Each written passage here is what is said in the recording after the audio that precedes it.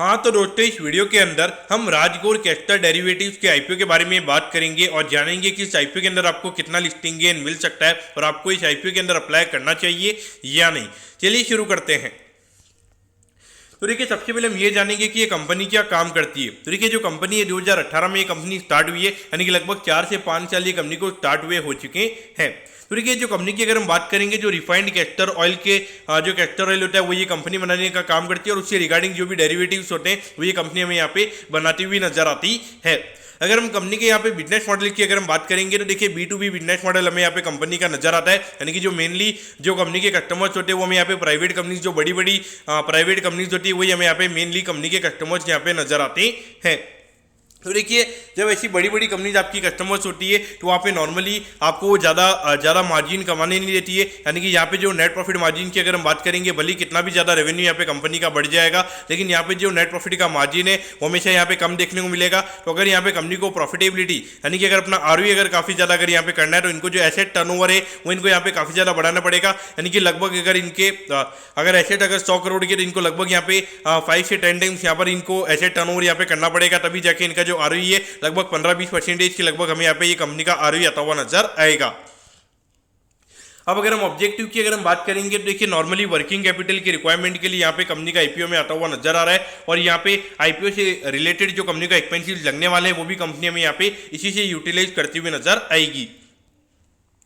अब अगर हम यहाँ पे कंपनी के प्रमोटर्स की अगर हम बात करेंगे तो देखिए, ब्रिजेश कुमार वसंत लाल राजगौर जी कंपनी के प्रमोटर्स हैं। इसके अलावा वसंत कुमार शंकर लाल राजगौर जी और महेश कुमार शंकर लाल राजगौर जी, ये तीनों में यहाँ पे कंपनी के प्रमोटर नजर आते हैं।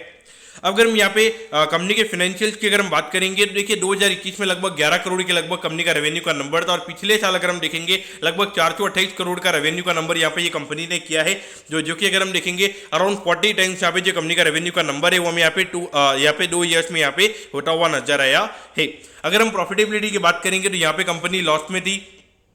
फिर उसके बाद अगर हम देखेंगे हार्डली 52 लाख रुपीज़ के लगभग कंपनी का यहाँ पे प्रॉफिट का नंबर था और अगर हम अभी देखेंगे तो लगभग यहाँ पे 5.5 करोड़ के लगभग का प्रॉफिट यहाँ पे कंपनी ने कमाया है। तो ये देखिए, लगभग 428 करोड़ का रेवेन्यू और हार्डली 5.5 करोड़ के लगभग का प्रॉफिट का नंबर है, यानी कि अगर हम नेट प्रॉफिट मार्जिन की अगर हम बात करेंगे तो हार्डली 1 से 1.5% के लगभग का जो नेट प्रॉफिट का मार्जिन है वो हमें यहाँ पे कंपनी का नजर आता है। अगर हम अभी एक क्वार्टर की अगर हम बात करेंगे तो 112 करोड़ के लगभग का रेवेन्यू का नंबर हमें यहाँ पे नजर आता है, जो कि इंडिकेशन दे रहा है कि लगभग 400-500 करोड़ के लगभग का ये पूरे साल में कंपनी का रेवेन्यू का नंबर हो सकता है। और जो प्रॉफिटेबिलिटी है वो ये इंडिकेशन दे रही है कि लगभग 7-8 करोड़ के लगभग की प्रॉफिटेबिलिटी का नंबर हमें यहाँ पे कंपनी का ये साल में देखने को मिल सकता है।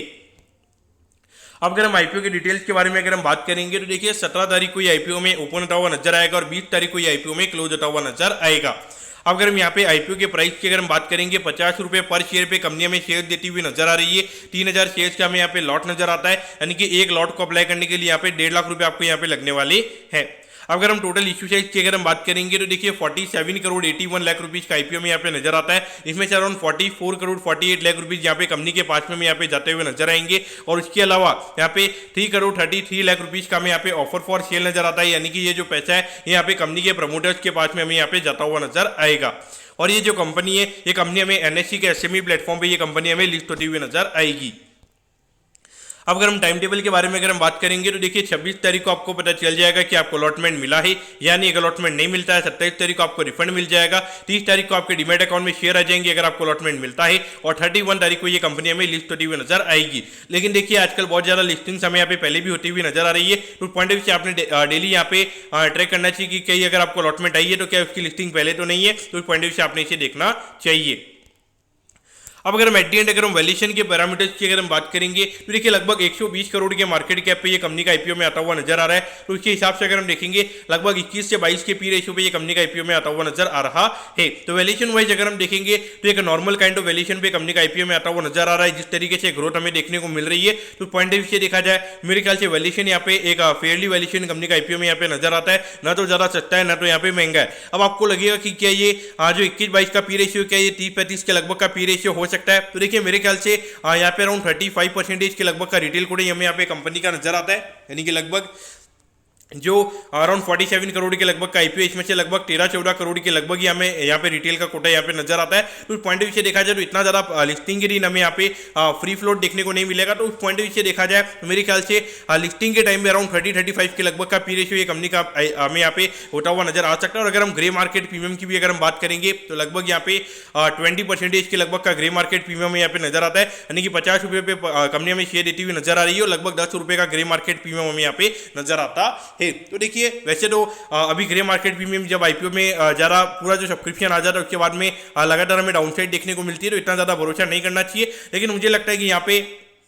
अभी लंबे टाइम पर हमें आईपीओ में थोड़ी यहाँ पे स्लोडाउन देखने को मिला, लेकिन फिर भी अभी यहाँ पे ऐसा लग रहा है कि और ज़्यादा हमें एसएमई आईपीओ जाते हुए नजर आ रहे हैं। पहले हमको लग रहा था कि यहाँ पे सारे एसएमई आईपीओ बंद हो जाएंगे, लेकिन अभी फिर से जो स्पीड हमें यहाँ पे बढ़ती हुई नजर आ रही है। अगर हम अगले हफ्ते अगर हम बात करेंगे 3 एसएमई आईपीओ हमें यहाँ पे ओपन होते हुए नजर आ रहे हैं। तो पॉइंट ऑफ व्यू से देखा जाए तो मेरे ख्याल से अप्लाई यहाँ पे करना चाहिए लिस्टिंग इन के पॉइंट ऑफ व्यू से। मुझे लगता है कि यहाँ पे अराउंड 15 से 20% के प्रीमियम पे ये कंपनी हमें यहाँ पे लिस्ट होती हुई नजर आएगी। और long term point of view से मेरे ख्याल से ये कंपनी में कुछ इतना ज़्यादा यूनिकनेस नहीं है, एक नॉर्मली B2B वाला बिजनेस मॉडल हमें यहाँ पे नजर आता है। और अगर ये कंपनी अराउंड 20% के प्रीमियम पे अगर ये कंपनी लिस्ट होती है तो लगभग 140 से 150 करोड़ का मार्केट के वहाँ पे ये कंपनी का हो जाएगा। और देखिए एक बियॉन्ड पॉइंट यहाँ पे ये कंपनी ज़्यादा ग्रो भी नहीं कर सकती और इनका नेट प्रॉफिट मार्जिन काफ़ी कम है। और नॉर्मली जिनका नेट प्रॉफिट मार्जिन काफ़ी ज़्यादा रहता है यानी कि काफ़ी कम रहता है तो उन्हें मार्केट ज़्यादा वैल्यूएशन नहीं देता है। तो अगर ये कंपनी लिस्टिंग पे अगर इसका 25-30 के लगभग का पी रेशियो हो जाएगा तो उसके बाद में मुझे नहीं लगता है कि वहाँ पे रिस्क टू रिवॉर्ड के पॉइंट ऑफ व्यू से कुछ ज़्यादा वैल्यू वहाँ पे ये कंपनी के अंदर बचेगी। तो पॉइंट ऑफ व्यू से आपने इसे देखना चाहिए। लिस्टिंग इनके लिए अप्लाई कीजिए, long term point of view से मेरे ख्याल से अवॉइड करना